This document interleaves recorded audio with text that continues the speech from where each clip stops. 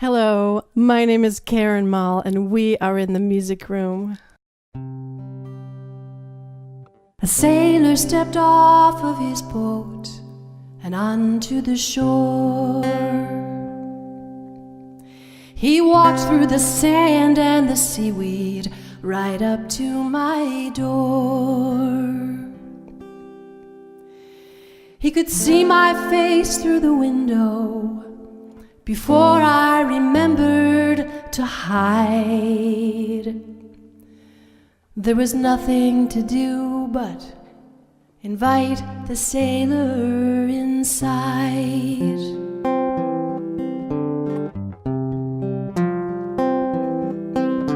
He took off his shoes and sat down at the foot of my bed. And I offered him tea, but he wanted my best wine instead. He said, "We've many hours before sunrise, and I've a great notion to dance." I had nothing to lose, so I offered the sailor my hands. A robin flies south for the winter. Sure, his leaves fall from trees, and now and again he may linger, but a sailor returns to the sea. A sailor returns to the sea.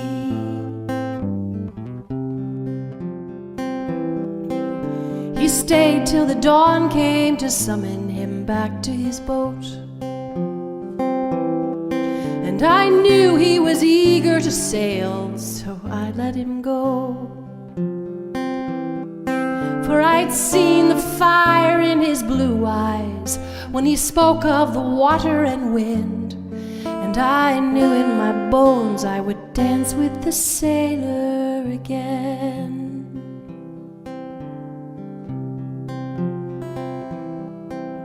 Then the sailor stepped into his shoes and out of the door. He walked through his washed away footprints away from my shore. I could see his face through the window as he turned with the tides in his eyes. There was nothing to do but bid the sailor goodbye. A robin flies south for the winter. Sure, his leaves fall from trees, and now and again he may linger, but a sailor returns to the sea. A sailor returns to the sea.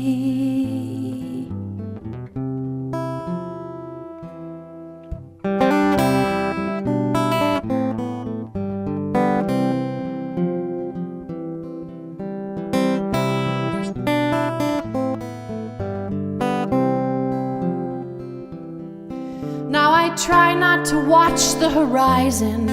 It won't bring him back faster to me. And I've plenty to do besides look for his sails on the sea.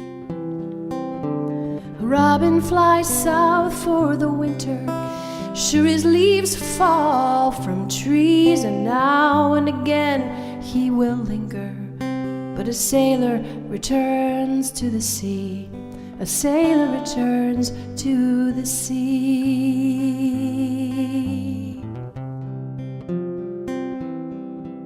To the sea.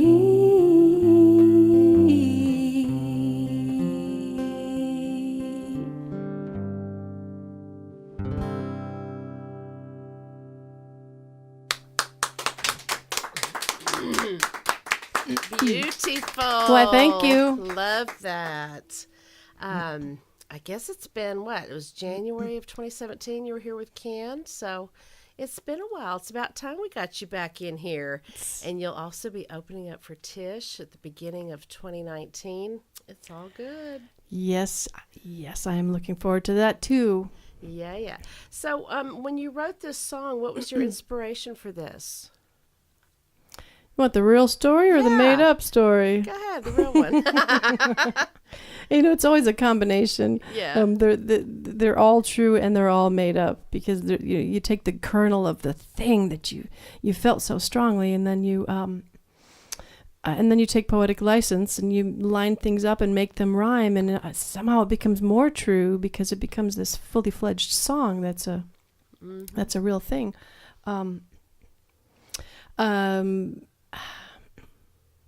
You know that expression, I love you, you're perfect, now change. And it's like this thing that we do in relationships sometimes, that we fall in love with someone for who they are, and then we maybe want them to be more like who we want them to be. Yeah. And so the song is really a celebration of if that's who you are and that's what makes you be the beautiful you that you are, I'm going to release you to be yourself and have enough security and confidence in my own self to let you do that, and to look for my own value in my own life. So good way to look at things. Definitely. Your next song that you're going to do, which is one of my many favorites of yours, is Surprise. What was the muse or the reasoning for writing that? Well, I had an almost romance once, and it was a summertime, a beautiful romance in Wisconsin, and it was just that moment of anything could happen, and love in any form, when it comes, always has an element of surprise and blessing, whether it lifts off the ground or not. We get to have that feeling of the beauty of discovering another person. So this song was written in the summertime, and it's filled with summer images. And in hindsight, on the back end, sometimes I sing it for my daughter. Yeah, yes. Because she was a surprise, and it kind of works on that level too. So as songs sometimes do, they work on many levels. So. Yeah, and you wrote that long before Coralina came in the picture. I did. Isn't that cool? And I know this is one of Randy's favorites.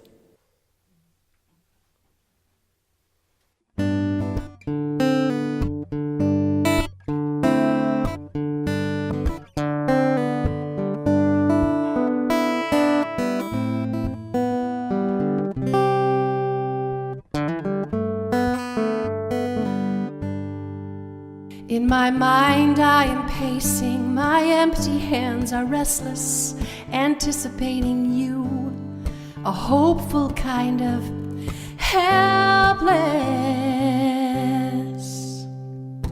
surprise.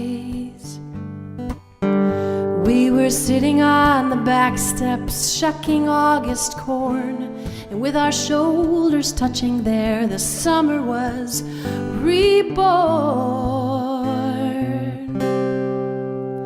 Surprise. You can wait for miracles that may never come around, but you won't see a shooting star if you're always looking down. Surprise.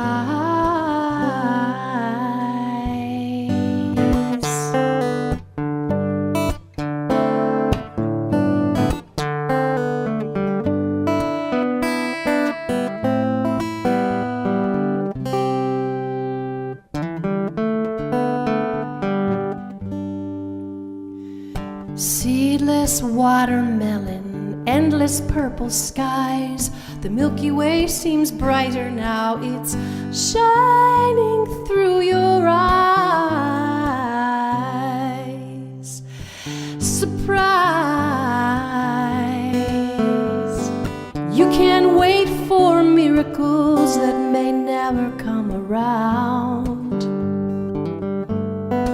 but you won't see a shooting star if you're always looking down.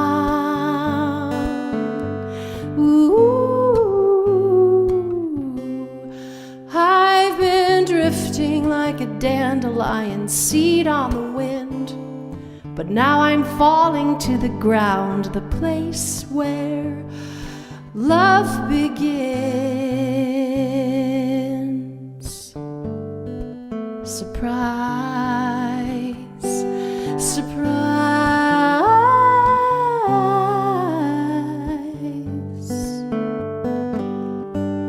In my mind I am pacing, anticipating you.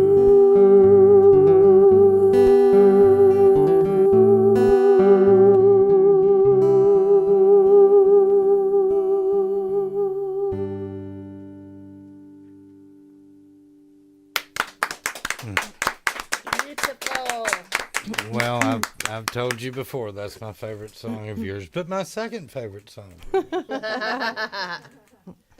is the next song, and it's I think you and I discussed it this afternoon. It's one of those songs that I think it moves people. I think it takes people and takes them back, some people, and it takes other people where they've never been. And what a song! When I was 3. I wish I would have written that one. Yeah, I think every songwriter I know. Yeah. I remember Ian Dixon, first time he ever told me about you, he said, man, she's got this song called When I Was 3. Ian Dixon, he's a great songwriter too. Yes, he is. Yeah, he was here Saturday. We hadn't seen him in since our wedding, and then he came for Paul Johnson and Scott Fant's show this past weekend. And ended up getting booked here next year. Can you Yeah. imagine that? When I was in, Love it when the plan comes together. actually putting him and Tim McGeary together from Florida. So that'd be fun. When I Was 3, tell us about that song. Well, I was sitting on a blanket on the 4th of July, and I was looking up at the northern sky in Wisconsin on the shores of Lake Michigan. For some reason, I had the night off. I don't know why I did, but I had the night off, and I was lying on a blanket with my sweetheart at the time. This was years ago. And the fireworks were beautiful. They were, they were everything that you would want them to be, right? And there was this family in front of us, and at the end of the show, everyone's packing up their things, and the family. The dad kind of gets to his feet and grumbles, and he says, fireworks were so much better last year. I thought, oh no, don't say that to your children. Like, this was this perfect moment. And so I think the song started with that idea about how can we be like our children and not live through them, but just live alongside them, with them, and really see things as if it's for the first time all over again, and not just compare it to some other thing that happened before. And that got me kind of digging around into what was so special about seeing things for the first time. And this is an award-winning song. So, I mean, I think this was your Wildflower.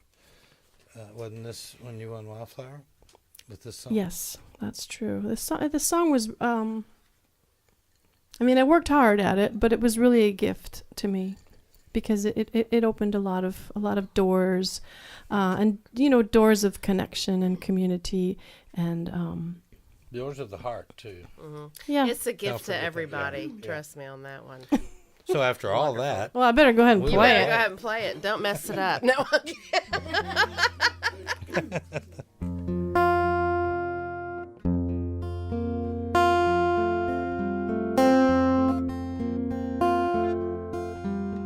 When I was 3, I could not tell a lie. Everyone I knew was still alive. My best friend Irene was a few houses down. All the people I loved lived in the same town.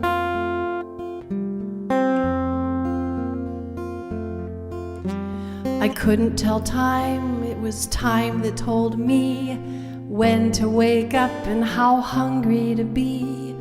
My dad was the handsomest man that I knew, and my favorite art was the pictures I drew.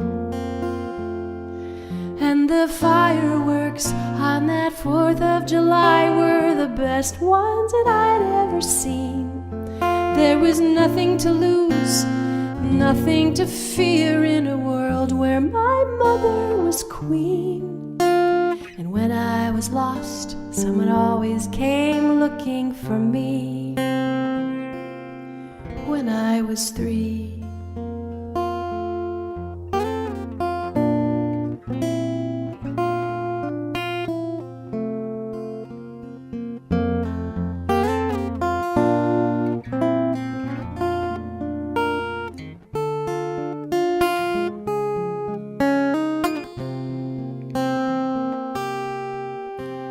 The water was never too cold at the beach. Nothing I wanted was out of my reach. I was at home in or out of my clothes, and a dandelion flower was as pretty as a rose. And the fireworks on that 4th of July were the best ones that I'd ever seen. There was nothing to lose, nothing to fear in a world where my mother was queen. And when I was lost, someone always came looking for me. When I was 3. They say newborn babies know how to swim. New-made lovers glow when they begin. But it's the learning of fears, it's the weight of the years that makes us forget who we've been.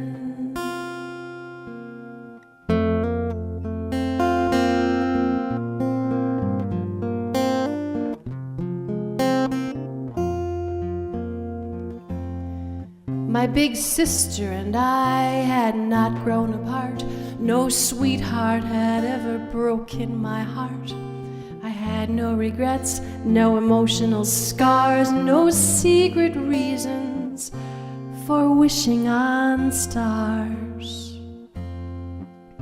And the fireworks on that 4th of July were the best ones that I'd ever seen.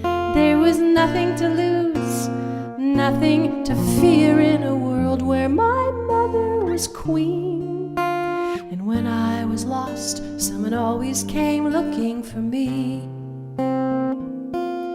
When I was 3.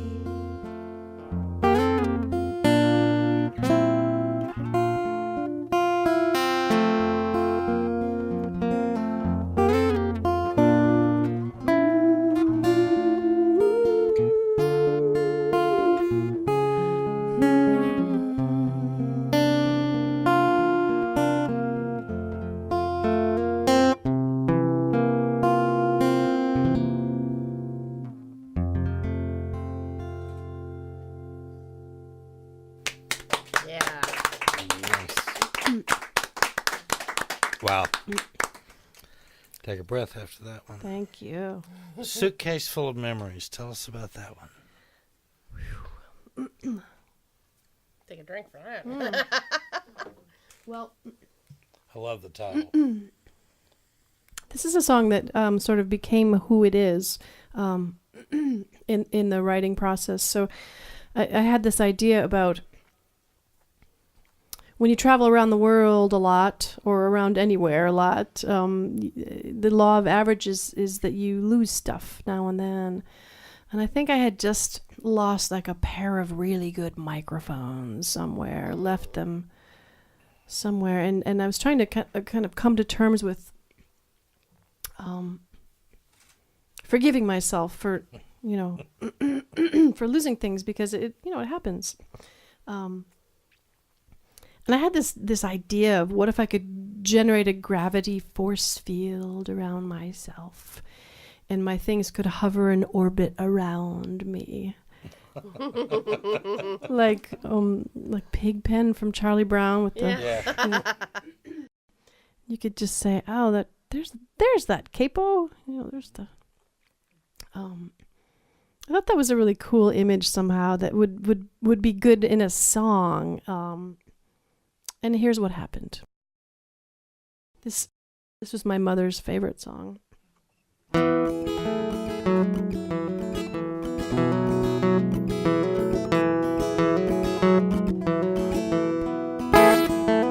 I got a suitcase full of memories that don't conform to gravity. Flip it upside down, the memories still remain. I lost a cell phone down in New Orleans, and my favorite pair of patched up jeans fell victim to the road somewhere in Maine. But how can we be expected to keep track of things ejected to the ground? When gravity elects to hunt its naturally selected items down. I got a suitcase full of memories of yesterdays and used to be's and photographs that no one ever took. Lately it's been on my mind to call you up or drop a line. If only I could find my address book. But how can we be expected to keep track of things ejected to the ground? When gravity elects to hunt its naturally selected items down.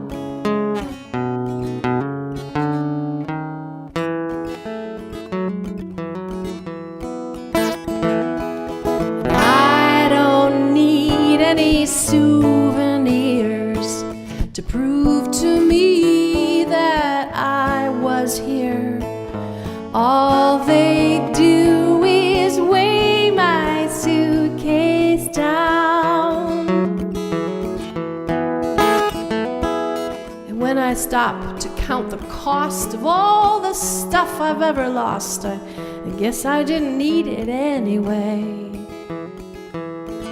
Between Milwaukee and Eau Claire, I lost a ring my grandma used to wear, but my suitcase keeps the memory just the same. And how can we be expected to keep track of things ejected to the ground? When gravity elects to hunt its naturally selected items down.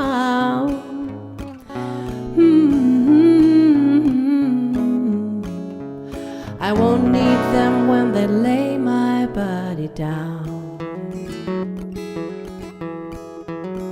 'Cause I got a suitcase full of memories.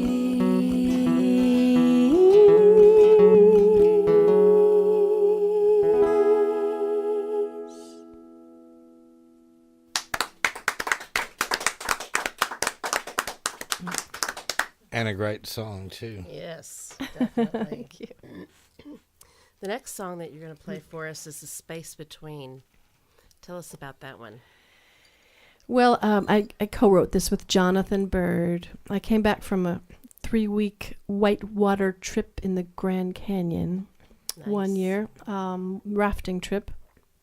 And I got to thinking about the canyon walls that go a mile high or a mile down, depending on where your viewpoint is.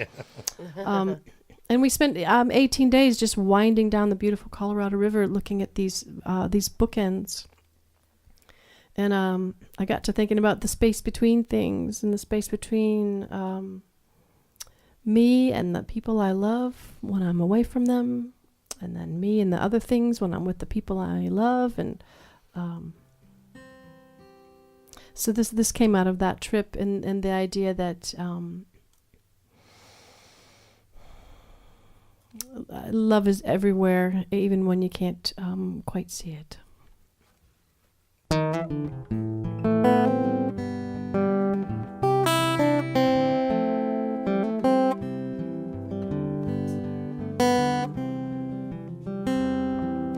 The canyon walls are bookends, painted red, brown, and green. around the river running through the space between. And the water tells a story as the current sets the scene, turning pages in the space between. But in my dreams the distance fades. Love is made in the space between.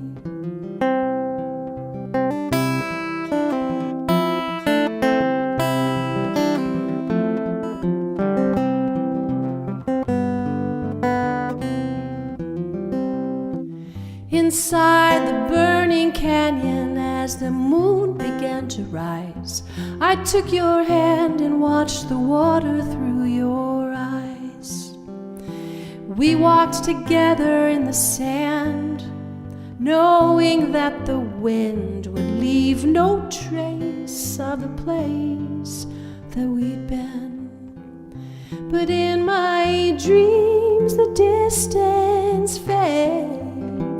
Our love was made in the space between.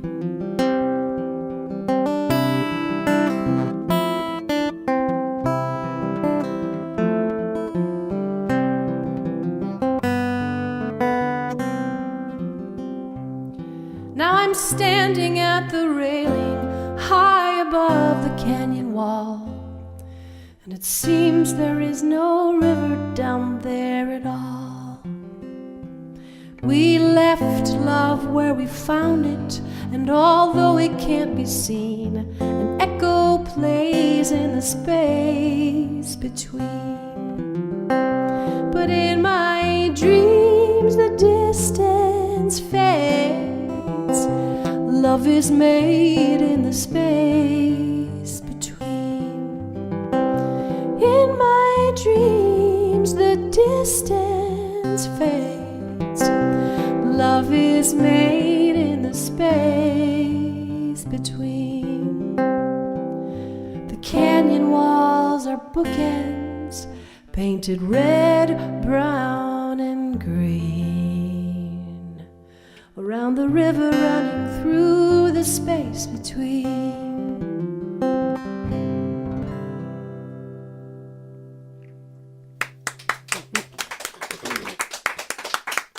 Thank you. The thing I love about your writing is that you paint a picture. Every single song, you paint such a picture for people that you can, just almost just see it right in front of you as you're listening to your song. That's just such a gift you have. Thank you so much. She is so cute when she's sitting in front of us. I know. Oh my goodness. The girl next door. The girl next door. That's Karen. If only we had Karen living next door. Oh, I know. No offense against either one of our neighbors, but you're not Karen. You're not Karen, guys. Well, this is my newest song, and it came from a song assignment, actually. There's nothing like incentive to give you incentive. And it's based on a quote from Katharine Hepburn. And I'll paraphrase it. It goes, "Sometimes I wonder whether men and women are actually very suited to each other. I think perhaps it might be better for them to just live next door and visit now and then." It kind of sounds like your mom, Helen. Pretty good. So I wrote this song, and I wrote it as a duet for me and my partner, Will Taylor. He's best known as a violinist and a brilliant violinist, but I wrote it for him to sing with me. So you'll have to imagine the boy part of the duet. Okay. It'll be clear. So Katharine Hepburn and Spencer Tracy were together for 27 years and never lived together. But they sure acted together. Yeah. You might ask me how we live in such harmony, though we've been together half of our lives. The secret of success is Collaborating less, independence makes a twosome thrive.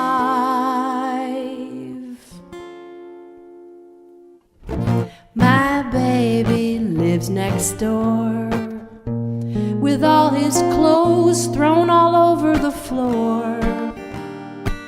He says he likes it that way,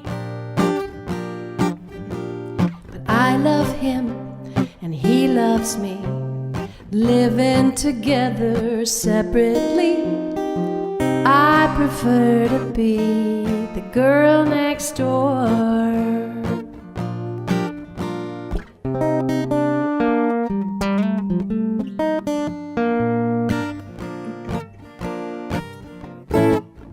My girlfriend lives next door, with all her clothes folded neatly in drawers. She says she likes it that way, but we're as happy as can be, living together separately. I'm so glad that she's my girl next door. It's more expensive, but I know I'm free.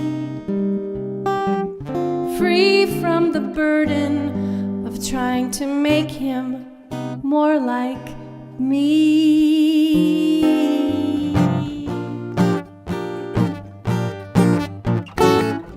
My baby lives next door, an unconventional family, that's for sure.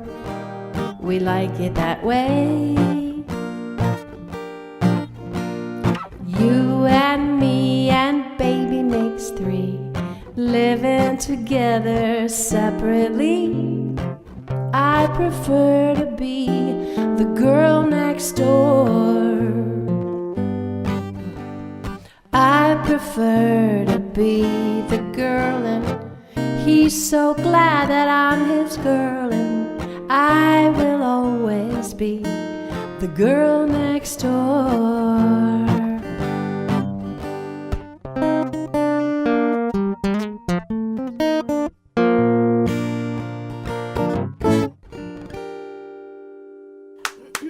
Yeah, very good. I like that.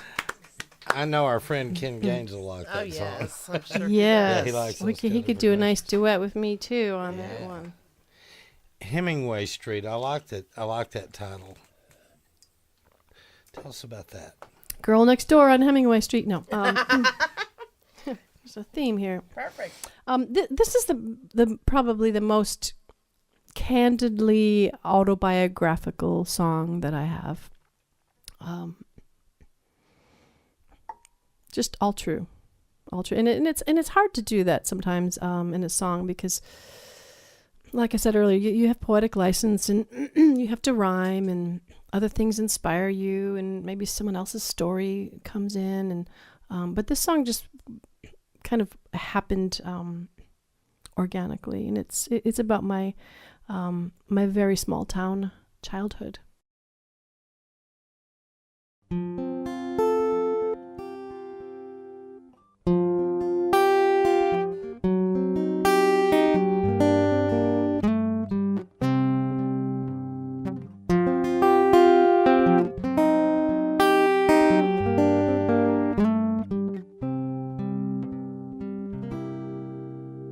A corner lot on Hemingway Street, next door to where my grandmother lived. It was my parents' wedding gift, so they built a house to raise 3 kids. The biggest house, the biggest lot of any other on the street. They built a fence. They bought the things they were told a young family would need. Baseball Saturdays and fresh cut grass. The air smelled loud and green. Windex and Clorox and Lemon Pledge kept us disinfected and clean. bicycle rides with apricot nectar and a turquoise banana seat. Pulaski Park was 3 blocks away at the end of our dead-end street. And New York City was 2 hours away, but it might as well have been across the sea, because we never went far on foot or by car from our house on Hemingway Street. Da da da da da da da da da da da da da da. In my backyard on Hemingway Street was a pool and a mulberry tree. I waited all week until my dad had the time to go swimming with me. Mother in her one-piece suit, too beautiful to swim, copper tone and baby oil to toast her olive skin. There was music and dance and art museums, but they might as well have been across the sea. No, we never went far on foot or by car from our house on Hemingway Street. Bloom where you are planted, that's what my mother said to me. Why would anybody leave?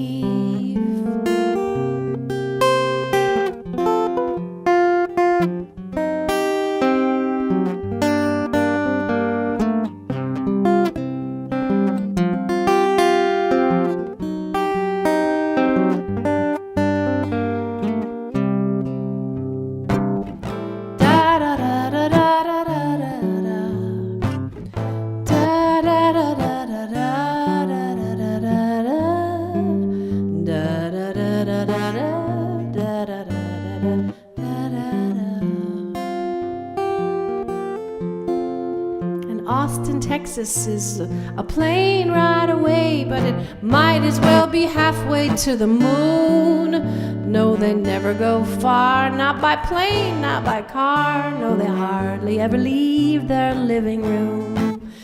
In the house on the dead-end street, in our house at 3 Hemingway Street.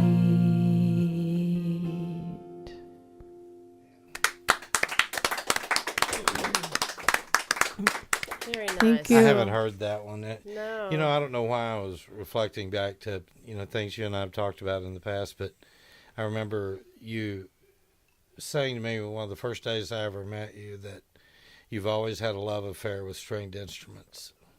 Ah, that's true. Still true. Yep. Yep. Still true. Because I was just amazed. And I miss your mandolin not being here tonight. I'm so used to seeing you with one. There was enough room in the car, She's got a big mandolin, The next song that you have is Queen of Sullivan Street. Now, is this as you got a little bit older? This song was inspired by my grandfather. He was a guitar player. He played a bunch of instruments, and I never got to know him. He died when I was 5. But there was always this story going around in the family about just got really loud in here. When he was a bachelor, he had this association with a wealthy widow who would hire him to come and play guitar for him. And we never quite knew what that was about, but this is my imagining of what that might have looked like back in the 1930s. Oh, wow.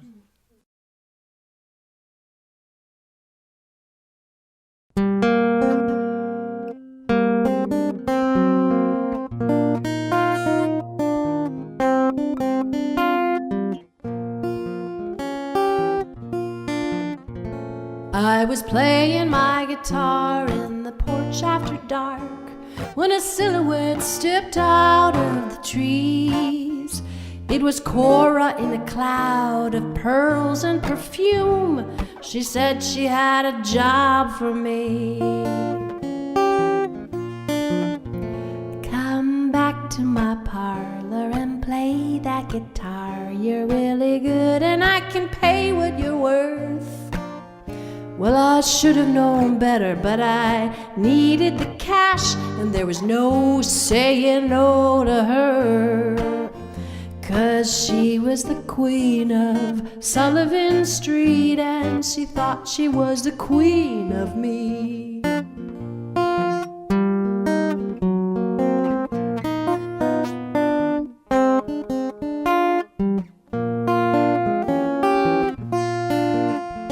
Now Cora McCabe seemed like she had it made, but she always wanted just a bit more. She might summon me at sunset, she might need me at dawn, and my guitar and I would rush to her door. Oh, she was the queen of Sullivan Street, and she thought she was the queen of me. And then one day I said I won't play, I've got other things to do. She said, darling, that's okay. I got a list of guitar players dying to take the place of you.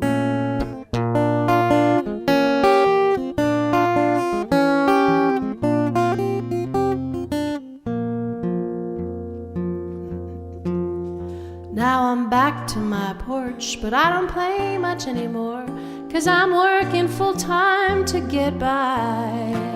But I'm dining at sunset and I'm sleeping at dawn, and I'm holding my own head up high. Oh, she was the queen of Sullivan Street, and she thought she was the queen of me. Yeah, she's still the queen of Sullivan Street, and she once was the queen of me.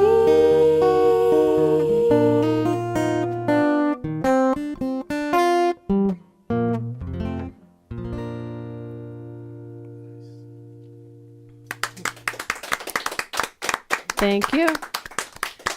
You do something that I like to see songwriters doing, that you play in a lot of different keys. And a lot of songwriters don't. You'll find them lock into a groove, and they get comfortable in that one. But I like seeing people that move around. It's nice. You have a song called Waiting for the Rain. Tell us about this one. Yes, I love this song. If you do, I do. I wrote this with my dear friend Lori McLean. We were trying to write a song together. We'd been touring together for about 10 years, and we finally had a few weeks. We said, we're going to write a song together, gosh darn it. And we started with the idea that she was a gardener of flowers, and I was a gardener of vegetables. So we thought a song about gardening. That's where it started, but like a lot of songs, here's what it became.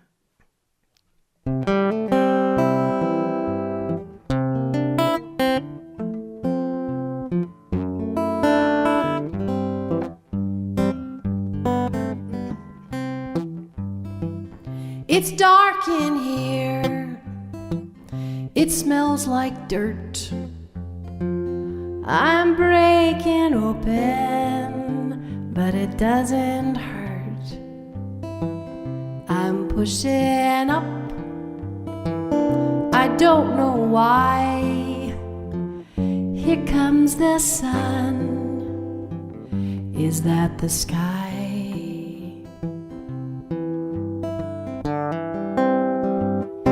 The world can see my leaves unfold, while underground my roots take hold.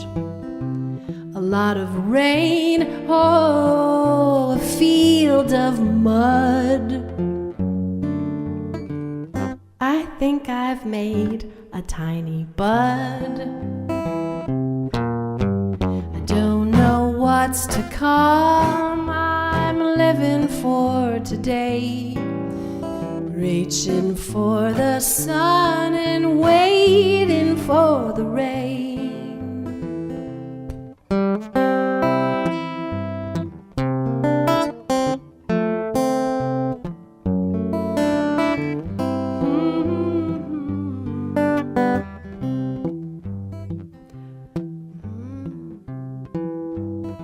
Well, I'm feeding bees, I'm turning heads.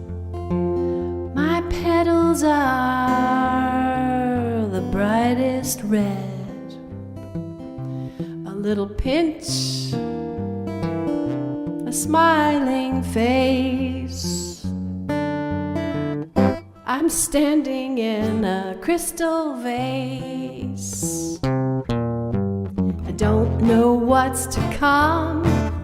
I'm living for today, reaching for the sun and waiting for the rain.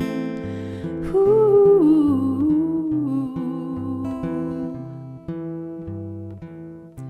Now I'm so tired of standing tall. I can hardly lift my drooping head at all. A stroke of luck, I'm bound for sleep, relaxing on this compost heap. I don't know what's to come, and I'm living for today, reaching for the sun and waiting for the rain. Oh, I don't know what's to come. I'm just living for today, reaching for the sun, and I'm waiting for the rain. I'm waiting for the rain, waiting for the rain.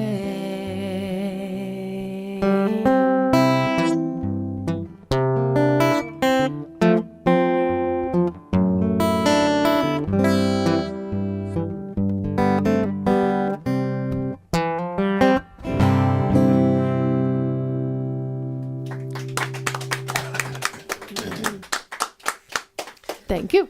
That was way cool. You know, it's been 12 years since you've done a radio show with us. Now, we've seen you since then. We've done other things with you, and you've come and performed live, and you're going to be here very soon, actually, right around in January the 12th with Tish Hinojosa. That's going to be a magical night, just like this one has been. And I thank you so much for making this trip back up to Hatchie again. And coming and seeing us. My pleasure. You've got a song that you're going to take us out of this part of the show with, and before we get to the interview part, it's Christmas at Woody's Place, and I'd sure like to hear about that. I live on a beautiful piece of land in far south Austin, on 4 acres with several other folks, not all together, but in several buildings, and it's a rough suggestion of community, which means a little more than neighbors and a little like extended family. It's a beautiful place, and we have gardens and chickens and Children. And children. Oh, yeah. And it's a beautiful way to live, and whenever you need something, there's somebody close by. A team. Yeah. And I wrote this song actually for a show I was doing, a theater show. It was a Christmas show, and I thought, I'm going to write a Christmas show about our the way we have Christmas in Austin, Texas, which is a little different from the North. In Austin we have gardens in the wintertime. Mm-hmm. It's the beautiful time, right, to have a vegetable garden. And this is called Christmas at Woody's Place, and Woody is the name of our dog, and we all want to be more like our dogs, right?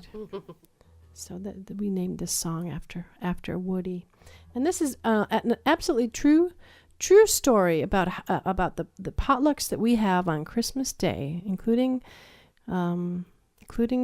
this Christmas, where we have people show up, and we're not much into giving presents or doing very much that's like anyone else. We just show up and share food and play music and play games. And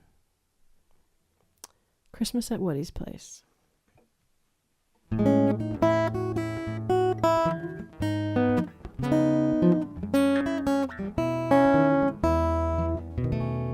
Woody is napping on the trampoline, 4 paws are twitching in dreams.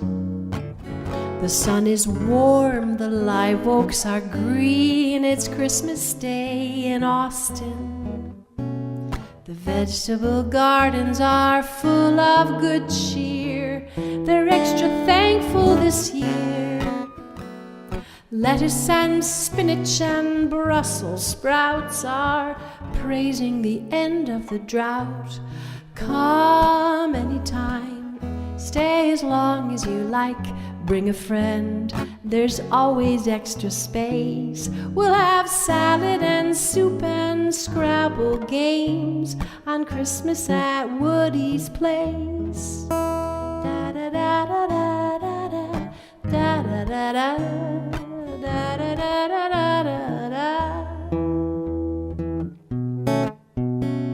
The chickens are roaming in the noonday sun, they're looking for new sprouts and bugs. Mildred is grumbling in her manger bed, she's laying a green Christmas egg.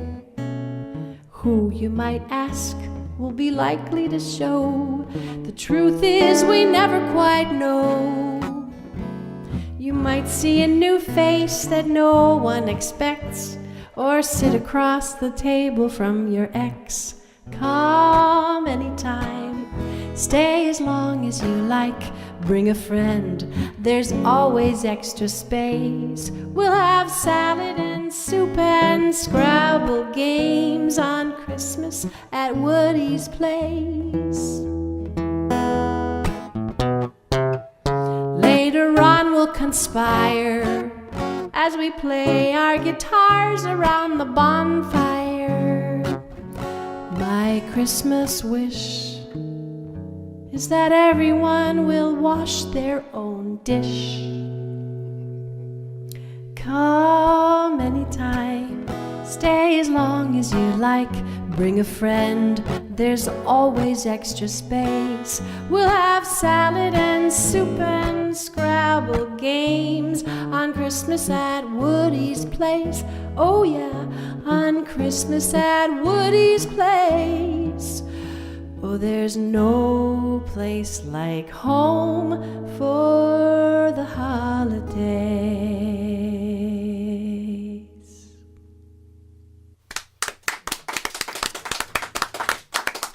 It sounds kind of like Christmas in the music room. That's we have right. that kind of get-togethers around You here. do? Yeah. We should merge. We them should someday. merge. About meet in Waco. Yeah, Waco. That'd be halfway. It would be Waco. Yep. Karen, again, it was wonderful having you this evening, and thank you so much for coming up during the week. I know it's not easy for you to get here with everything going on in Austin. I also wanted to thank Gene and Barbara, who are taking the beautiful pictures of you and make everybody look good. I also want to thank Gabby and Clay, who are back in the engineer booth tonight. Our Reno, who's normally back there as well, is cruising the seas. Yeah, he's on the high seas. Yes, yes. Or the And low seas, one or the other. I also wanted to thank our studio audience that's here this evening. Thank you to Facebook, all you listeners out Yeah, there. we've got a Keep on bunch. tuning in. And you are in the music room.